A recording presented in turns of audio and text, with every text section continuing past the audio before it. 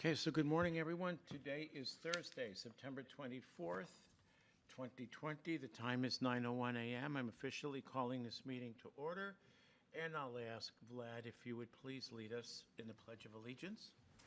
Thank you, Vlad.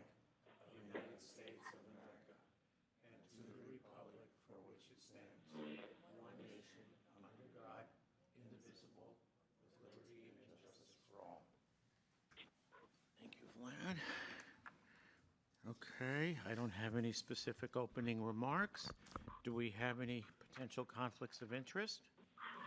Hearing none, attending are Commissioners Duncan, Brooks, and Filios. Any changes to the agenda? None. Okay, first item, deliberations and an action item. Case number MSF 20-0006, Beck Industrial Park, a request by AAK LLC for final approval of a 7-lot Class 2 subdivision on approximately 35 acres in the Rathdrum Prairie Zone. Vlad, take it away, please. Good morning, Commissioners. For the record, Vlad Finkel with Kootenai County Community Development. I'll try to keep it pretty brief, but this is a unique request in that it's pretty rare that we process any applications in the Hauser ACI, and this happens to be one of those. It has a little bit of a different process.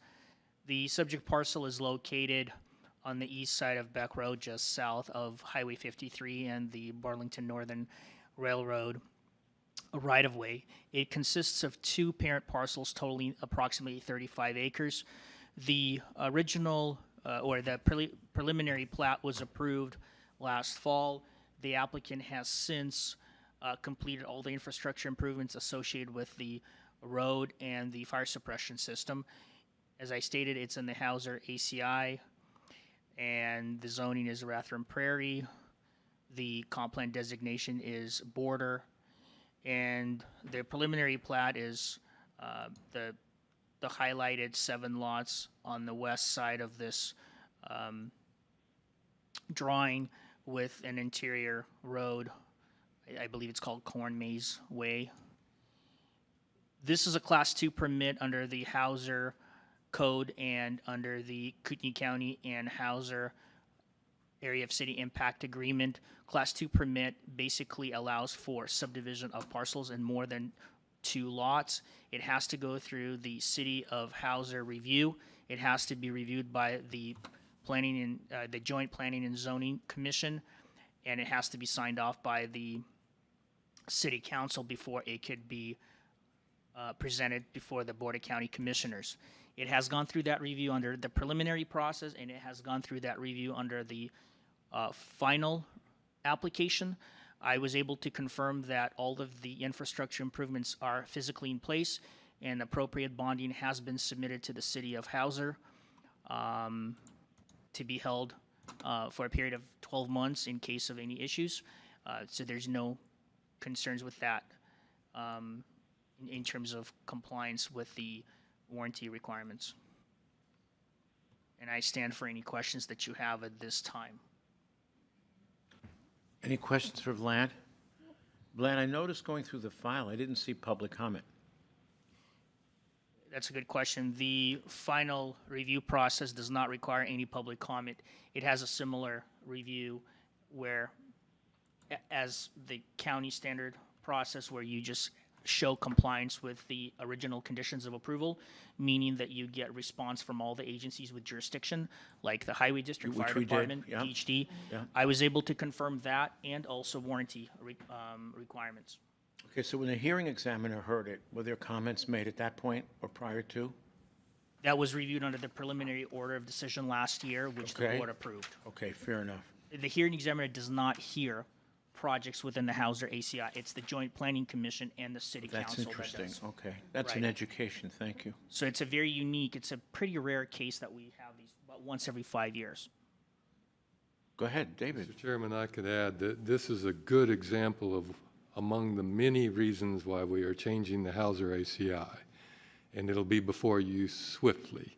It's been through the amendment, has been through the joint Hauser ACI. They've recommended approval unanimously. I will venture to say our Plan Commission will do the same. It'll be before you soon. but the whole falter of the city council and the staff and it being a Class 2, all that goes away with the new proposal. Okay. Any other questions? Motion. I move that we approve case number MSF 20-0006 Beck Industrial Park, based on the approval of the Joint Hauser Planning Commission, the Hauser City Council, and Community Development staff. I second the motion. Aye. Aye. Aye, and the motion is passed. Case number MSF 20-0006 is hereby approved. Moving on to our second deliberation, case number MSF 20-0007, Lone Mountain Estates, 5th edition, a request by JT Holdings LLC for final subdivision approval of LME 5th edition Phase 2, consisting of 18 residential lots on 93.55 acres of a preliminary approved 40-lot residential subdivision in case number MSP 19-0004 on approximately 210 acres in the rural zone. Vlad, please. That's precisely the case. The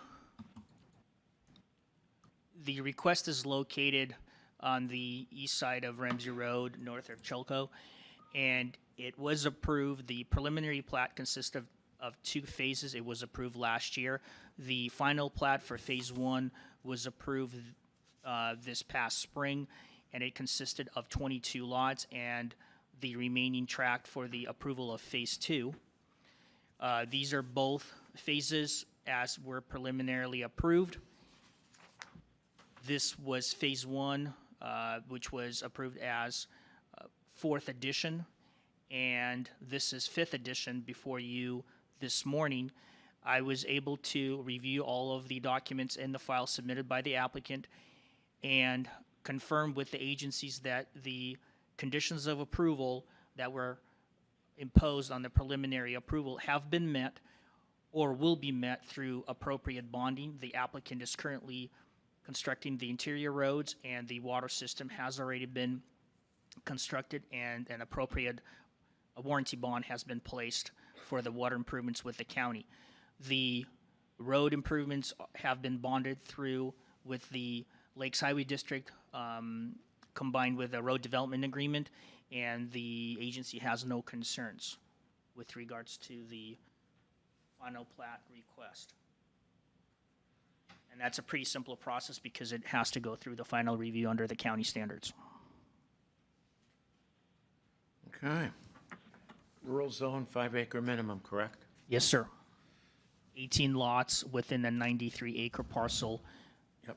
Within the geographical area of the preliminary approved 210-acre parcel of land. Questions? No. Motion. I move that we approve case number MSF 20-0007 Lone Mountain Estates, the 5th edition. I second the motion. Aye. Aye. Aye, and case number MSF 20-0007 is approved. So that concludes the deliberation section of our meeting this morning. Moving on to signings, action item. Thank you, Vlad. Case number CUP 20-0004 Nielsen LLC to complete a modification or expansion of a conditional use permit of a mini storage and rental warehouse facility previously approved in case number CUP 18-0003. Is there a motion? I move that we execute the order of decision for case number CUP 20-0004. I second the motion. Aye. Aye. Aye, and we'll be executing the order of decision.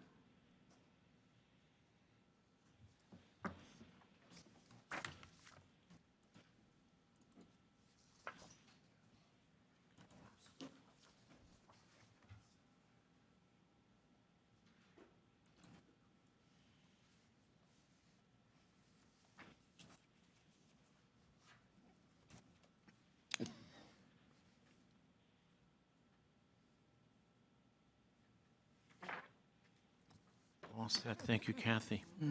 Okay, so moving on to the business segment, community development update.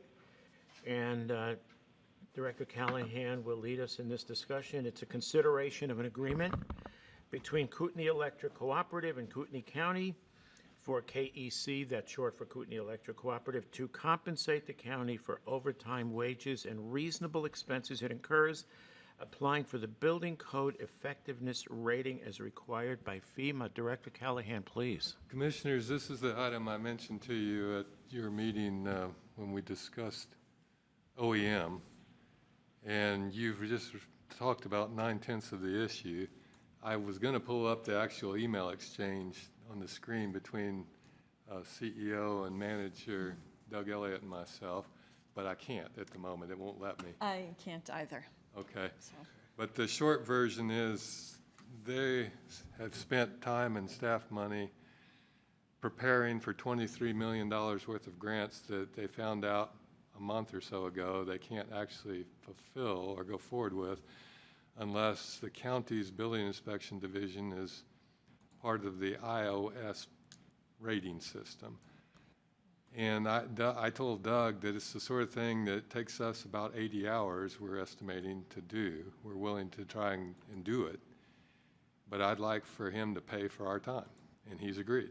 Okay. And we've got an upset that you read into the record, Sure. and that was based on the chief billing official's salary, assuming that, you know, in this case, John would bill higher than anyone else working on this. In actual fact, there'll be 7 other people besides John actually working on this, and we've already started. And you estimate a figure of not to exceed of $10,000? I do, because I don't think it'll take more than 80 hours Okay. at most. And because some of the stuff's really perfunctory, it's just a matter of filling out paperwork. Okay. Okay. And then do they require that every building inspector has this? Or, for instance, if we hire somebody mid-year, they'll have to have this, or now your department's? It's a rating for the entire division of who we are at the moment. Oh, okay. And then it's presumably just like CRS under the floodplain regs, where every year we go through this again. Oh, okay. But once you're registered and set up, it's not such a big deal. It's like continuing education kind of thing. Yeah. Okay. And yes, part of the answer to your question is the building inspectors will be spending an hour each, I think, saying they have these certifications, this much experience, so on and so forth. Because that's how they give it, the iOS people get a sense for our qualifications. David, what's the nature of the work by KEC? Is it the burying of cable? Is it going underground? Yeah, that's exactly it. It's mostly that, and mostly for the purpose of reducing wildfires. Okay. All right. All right. Would you like a motion? I would. Okay, go right ahead. I move that we approve the agreement between Kootenai Electric and our Community Development Division to obtain the iOS rating system not to exceed $10,000 being paid by Kootenai Electric Cooperative. I second the motion. Aye. Aye. Aye, and the motion is carried. And that concludes the business segment, which is our community development update. Public comment? None? 9:16, and this meeting is adjourned. Thank you. Thank you.